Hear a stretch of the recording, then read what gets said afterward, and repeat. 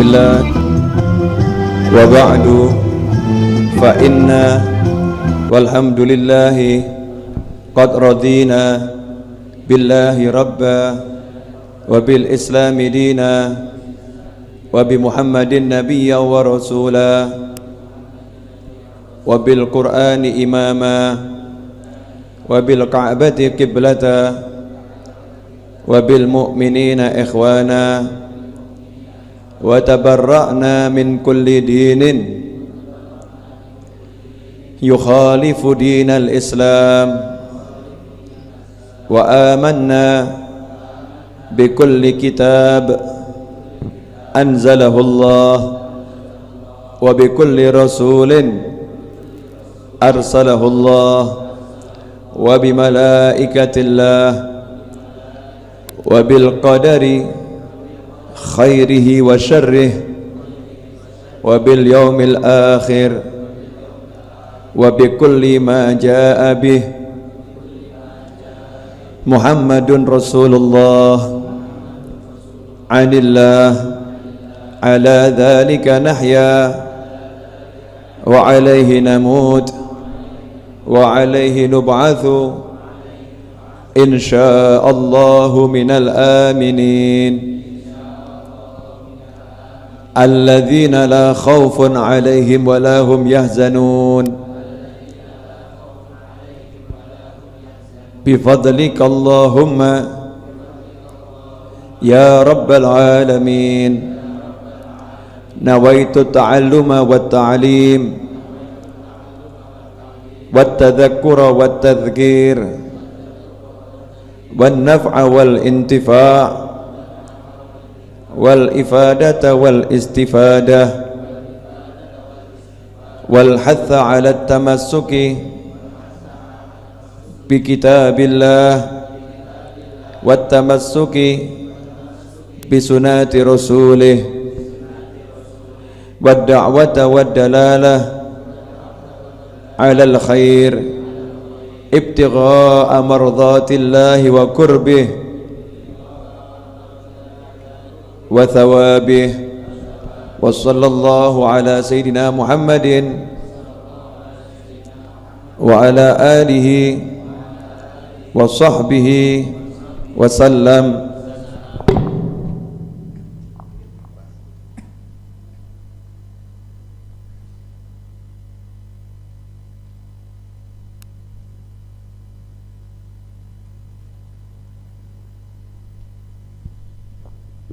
Bismillahirrahmanirrahim.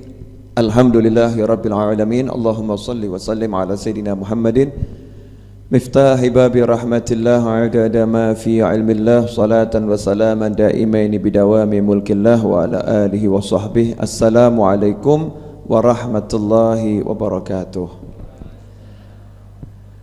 Alhamdulillah, sore hari ini kita kembali bisa berkumpul di Majlis Ar-Raudhah dalam sesi kajian menjelang berbuka kisah para wali.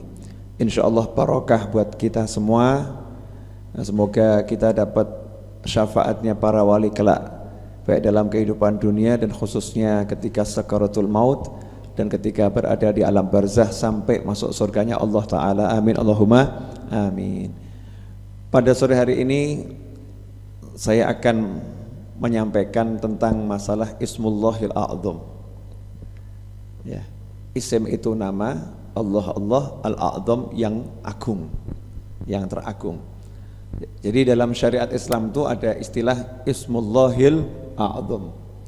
Ismullahil A'zam adalah rangkaian nama Allah atau kalimat doa yang siapa dapat kalimat tadi, kemudian kalimat itu dibaca, setelahnya minta apapun tidak mungkin ditolak oleh Allah Ta'ala.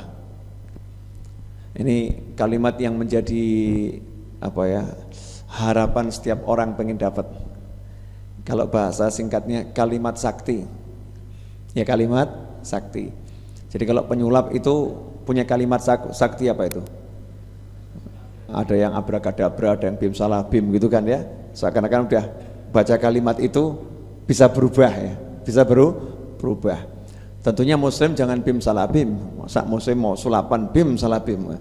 Ya muslim kalau sulapan ya bismillahirrahmanirrahim ya bi barakatillah itu bagus ya. Jangan abrakadabra kalimat enggak cetok, enggak jelas gitu kan apa artinya? Artinya enggak paham kita. Mungkin kita baca Allahumma sholli ala sayyidina Muhammad itu lebih bagus sallallahu alaihi wasallam. Nah, ada kalimat sakti. Bahasa bebasnya ya kalimat sakti. Ismullahil a'zam. Kalau kita baca minta apapun dikasih. Apapun tidak akan ditolak oleh Allah Subhanahu wa taala. Kira-kira pengen enggak punya? Nah, cuman yang jadi masalah yang dapat itu hanya orang-orang yang layak dapat. Kalau itu sembarangan orang dapat bahaya. Contoh, Anda dapat terus sakit hati. Sakit hati sama seorang itu. Apa yang dilakukan? Ya Allah, daripada dia hidup lama-lama buat masalah, matikan sekarang. Kacau kan gitu ya. Sakit hati itu. Ada sopir misalnya nyupir nggak beres, sakit hati. Ya Allah, gitu. Angkat tangan langsung itu. Ya Allah, jadikan dia nabrak sekarang. Oh, kecelakaan beruntun itu. Kecelakaan beruntun. Bahaya kan kalau itu jatuh ke tangan sembarang orang. Makanya tidak semua orang dapat. Ya. Hanya orang-orang yang betul-betul tingkat kesolehannya luar biasa baru bisa dapat. Ini ada kisah dari Sayyidina Dhunnun bin Ibrahim al-Misri. Dhunnun bin Ibrahim al-Misri ini seorang ulama yang sangat soleh. Beliau punya banyak nasihat. Ya, beliau punya banyak nasihat. Di antaranya nasihat beliau, kalau jasad ini sakitnya jasad ini kalau kena luka, tubuh ini kalau terluka dia akan merasakan sakit, kesandung sakit, kejeduk, terantuk sakit, ya, tergores sakit. Terus kalau hati itu sakitnya apa ya? Dzunub, dosa-dosa itulah luka-luka hati.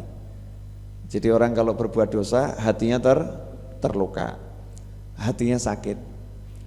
Fakama la yajidul jasad ladzatu ta'am inda saqamih. Sebagaimana tubuh itu tidak merasakan nikmatnya makan kalau lagi sakit, maka hati juga tidak bisa merasakan nikmatnya ibadah kalau hatinya lagi sakit. Berarti kalau kita ibadah kok nggak enak, sholat berat, ngaji ngantuk gitu kan ya, berarti nggak enak toh ya. Sholat berat, ngaji ngantuk, zikir males, itu berarti hati kita banyak luka akibat dosa-dosa yang kita lakukan. Ini salah satu nasihat dari Sayyidina Dhunnun al-Misri. Dalam nasihat yang lain beliau berkata, man lam ya'rif haqqan ni'am salabaha min haitsu la ya'lam. Nah, siapa yang tidak mengetahui haknya nikmat, jadi nikmat itu ada hak, apapun nikmatnya itu ada hak. Dapat uang, ada haknya uang tadi. Dapat kesehatan, ada haknya kesehatan tadi. Dapat kepandaian, ada haknya kepandaian tadi. Pokoknya dapat nikmat apapun dari Allah, ada haknya. Siapa yang tidak mengetahui haknya nikmat itu tidak dipenuhi, maka nikmat itu akan dicabut tanpa dia sadari.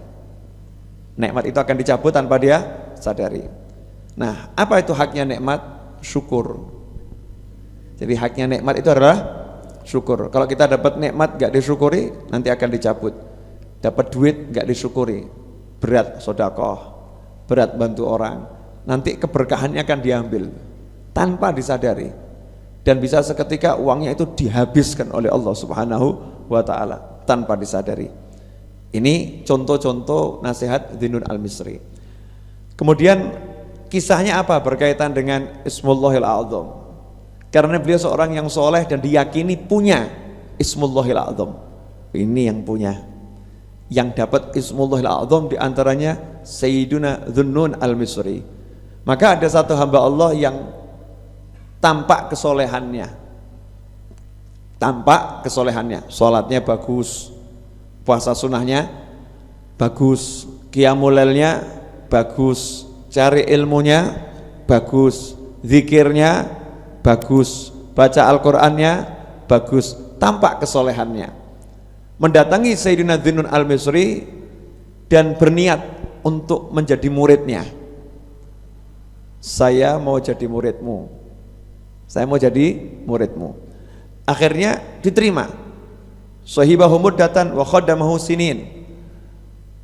Orang yang tampak soleh ini hidup sekian tahun bersama Sayyidina Dhunnun al-Misri, khadamahu, menjadi pelayannya, ngambilkan air untuk wudhu, nyiapkan sandalnya, ya, kemudian ngosek WC, bersihkan toilet, nyetrik ngepel, ya, ngepel tempatnya itu dibersihkan, disapu, melayani pokoknya. Mungkin makan minumnya disediakan, siap melayani selama bertahun-tahun. Nah, setelah melayani bertahun-tahun, tsumma qala lahu, setelah bertahun-tahun akhirnya ngomong, anta ta'lam solahi wa amanati, wahai guruku, kamu kan ngerti saya ini kan soleh. Nah, ini mulai ini orang soleh ngaku soleh ini ya. Kamu kan ngerti saya baik, kamu ngerti saya orangnya amanat, kamu kan ngerti saya ini orangnya amanat. Wong udah bertahun-tahun saya melayani kamu, kan mestinya kelihatan saya orangnya amanat dan saya orangnya baik, soleh. Tolong, saya minta tolong sama kamu, antu'allimani ismullahil a'zam, ajari saya ismullahil a'zam. Tolong saya diajari ismullahil a'zam. Rupanya orang ini bertahun-tahun melayani itu belum ikhlas itu. Ada maksud pingin dapat ismullahil a'zam, makanya mendekati dulu, PDKT ya. PDKT. Ini enggak ikhlas berarti dia melayaninya. Kalau melayani ikhlas itu dikasih oke, enggak dikasih oke, niatnya melayani. Kalau ini ada tujuan yang akan dikejar itu. Meskipun tujuannya baik ya, tapi ini belum ikhlas. PDKT kepada orang soleh. Untuk apa? Biar nanti dikasih ismullahil a'zam. Maka tanya Dhunnun, kamu kok minta sama saya kenapa itu? Kan dijawab, balaghani annaka ta'rifu. Saya dapat berita kamu yang tahu tuh ismullahil a'zam apa itu kamu. Kamu punya ilmunya ini. Kalimat sakti itu ada di tanganmu. Jadi tolong saya diajari. Fasakata anhu muddatan wa auhamahu annahu sayu'allimuh. Nah, saat itu Dhunnun tidak jawab, diam aja beberapa waktu ya. Sedangkan muridnya ini merasa guru saya pasti akan ngajari. Loh, tidak nolak. Kalau nolak saya tidak akan ngajari kamu. Nah, itu berarti nggak akan diajari. Ini diem tok kok. Didiamkan saja. Berarti mau diajari gitu. Menurut perkiraan muridnya tadi ini. Nah, apa yang terjadi? Tsumma akhadha yawman tabaqan. Suatu hari Dhunnun al-Misri manggil muridnya. Ada nampan gitu ya. Ini tolong jangan dibuka. Ya, nampan ini jangan dibuka, kirimkan ke rumah teman saya di desa sana. Nanti ya, insyaallah kalau kamu sudah menjalankan tugas yang satu ini, saya akan ajarkan ismullahil a'zam kepadamu. Oh, siap, semangat, berangkat. Nah, di tengah jalan itu batin, ini apa nih hadiah yang mau dikasihkan temennya guru saya ini, kok enteng, ini hadiah ini kok ringan. Misalnya kalau hadiah kan berat, ini kok nampan ringan seperti nggak ada isinya. Akhirnya dibuka itu, tutupnya dibuka. Begitu dibuka, tikus loncat. Ada tikus loncat, marah ini. Murid ini marah, ini guru saya kurang ajar ini.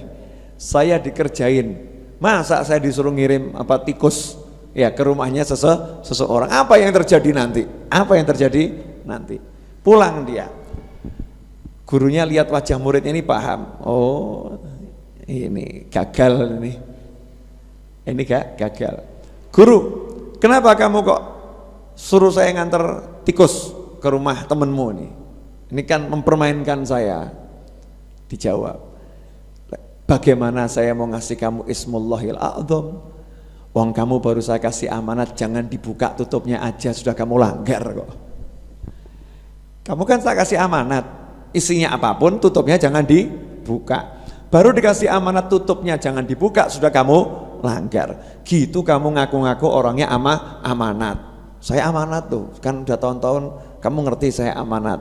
Nyatanya kamu baru begitu aja udah tidak bisa melaksanakan dengan betul, tidak bisa melaksanakan dengan baik. Ya, akhirnya idhab falastatasluh lahu, diusir sama Dhunnun. Dah, kamu jangan jadi murid saya lagi. Pergi dah.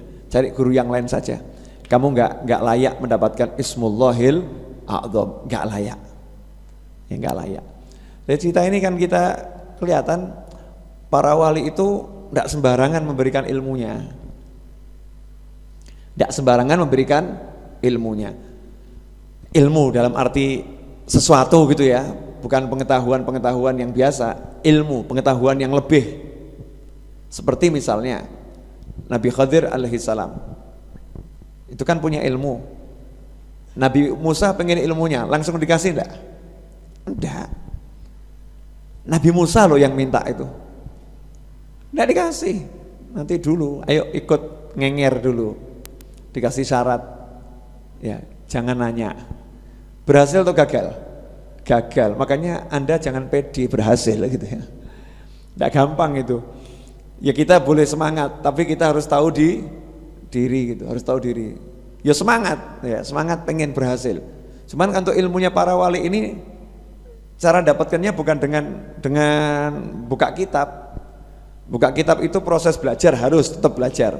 Tapi ilmu yang ada dalam hati para wali itu bukan dari buku nih, nggak ada di sini. Kalau ada ditulis di sini dan tidak mungkin ditulis. Paham ya? Jadi ilmu-ilmu itu nggak mungkin ditulis. Kenapa? Sifatnya rahasia. Ditulis bahaya ini. Ditulis bahaya. Mereka itu beliau-beliau orang-orang yang tahu rahasia jagat raya kok. Orangnya duduk di Pasar Kliwon tiba-tiba bisa duduk di Masjid Nabawi, caranya bagaimana? Itu bukan dongeng loh ya. Artinya betul-betul bisa, bukan seperti kita kalau alasan nggak sholat Jumat. Kok nggak Jumatan di mana? Jumatan di Nabawi, ngapusi itu. Itu bohong itu kita ini. Ini enggak, memang betul-betul orangnya bisa melipat bumi. Orang-orang barat tuh sampai sekarang masih belajar yang namanya pelubang cacing gitu kan ya, biar bisa nembus antariksa. Masih belajar bagaimana Nabi Sulaiman tuh kok bisa mindahkan tahta Balqis seketika. Itu kan di Al-Quran tuh. Tahta Balqis dipindahkan cuman setengah kedip mata, merem belum melek udah nyampe itu kan. Luar biasa. Nah ilmu begitu kalau kepegang Edwin kan bahaya. Coba Edwin tahu-tahu Habibnya tak pindah, kling, udah ada yang ngajar nih. Bahaya ini. Kepegang saya gitu, saya buat mainan ini, oh ini anak-anak tak pindahnya ke hutan biar bingung semua gitu. Kling, atau di hutan semua. Bahaya atau enggak bahaya? Habib tolong kembalikan, cuma dengar suara rasain lu gitu, repot kan ya. Ini jatuh ke tangan orang yang enggak benar kan buat mainan nanti, dibuat mainan. Makanya ilmu yang seperti itulah yuktab fis sutur, tidak akan pernah ditulis di lembaran-lembaran kertas, enggak akan. Tapi di mana akan ditulis dari hati ke hati. Ding. Ya, dari hati ke hati. Tolong saya minta fotonya nanti dulu. Ya, nanti